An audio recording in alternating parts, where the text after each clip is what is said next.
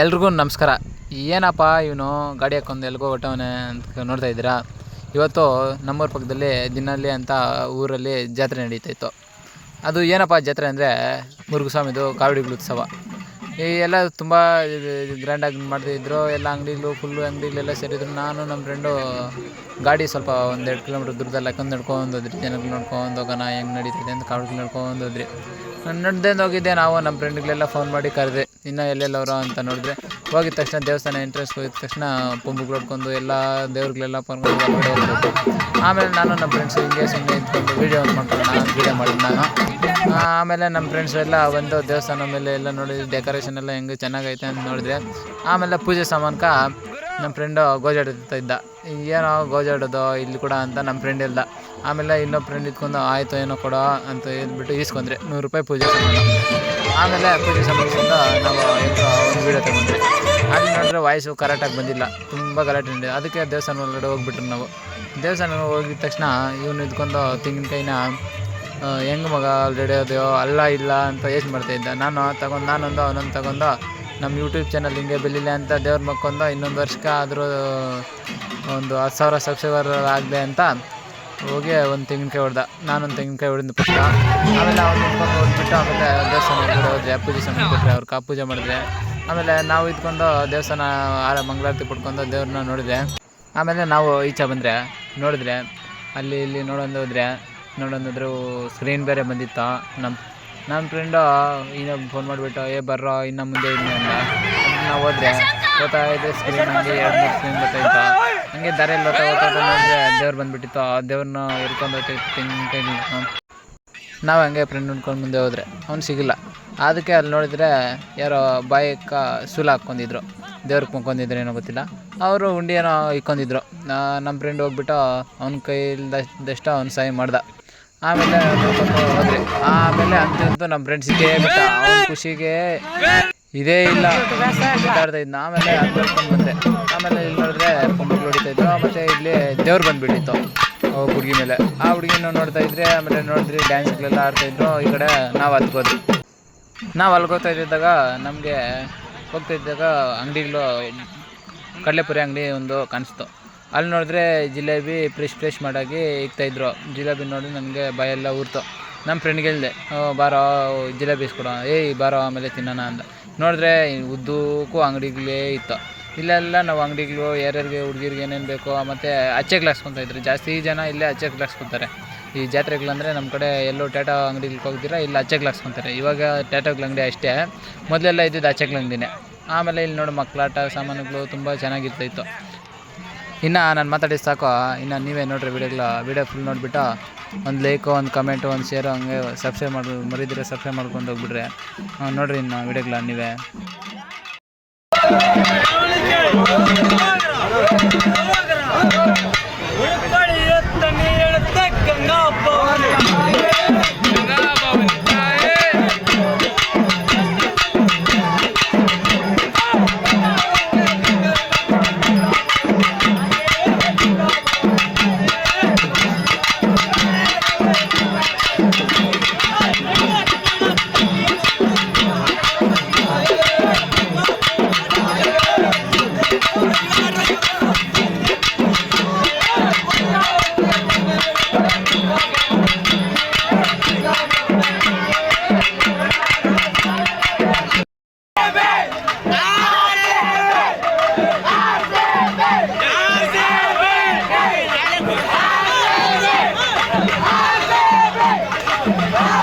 ಕೇಳಿಸ್ಕೊಂಡ್ರಲ್ಲ, 6 ಸೋಲ್ದ್ರೆ RCB, 60 ಸೋಲ್ದ್ರೆ RCB ಜೈ.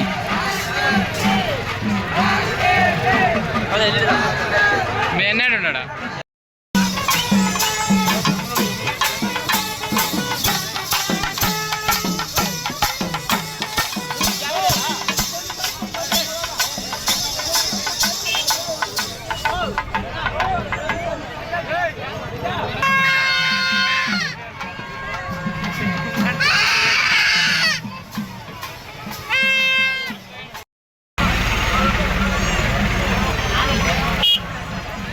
ಹಂಗೆ ಬಂದರೆ ನಾವು ಇಲ್ಲ ಐಸ್ ಕ್ರೀಮ್ ಇಸ್ಕೊಂಡು ನಾವು ಎಲ್ಲರೂ ಐಸ್ ಕ್ರೀಮ್ ತಿಂತೀರಿ.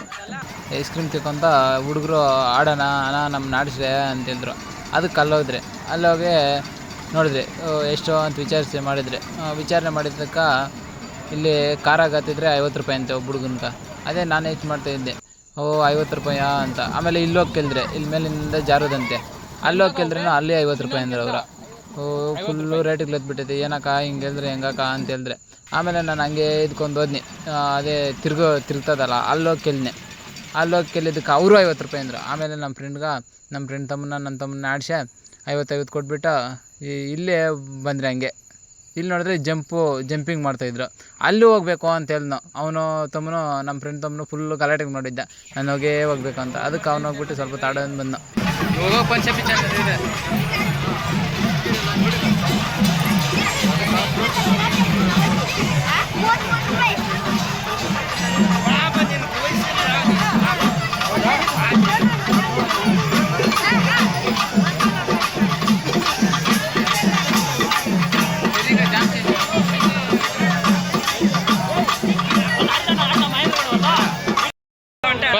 பர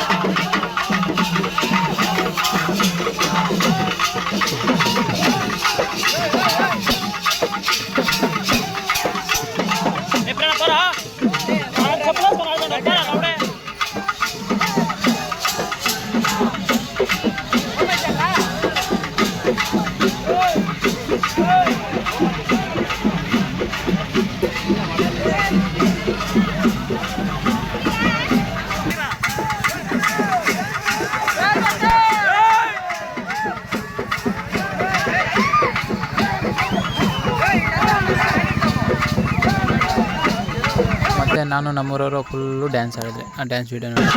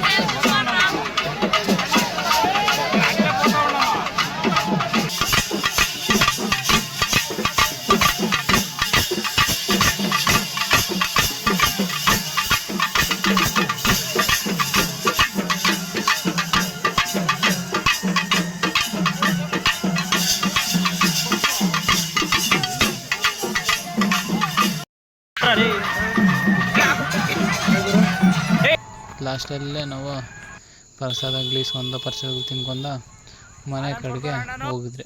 ಹೋಗೋ ಪಾಟಕ್ಕೆ ನೋಡಿದ್ರೆ ಟೈಮು 6 ಗಂಟೆ ಆಗಿತ್ತು. ಅದಕ್ಕೆ ಸೂರ್ಯಾಸ್ತ ನೋಡ್ಕೊಂಡು ಹಂಗೆ ಮನೆ ಕಡೆಗೆ ಹೊರಟ್ರು ನಾವು.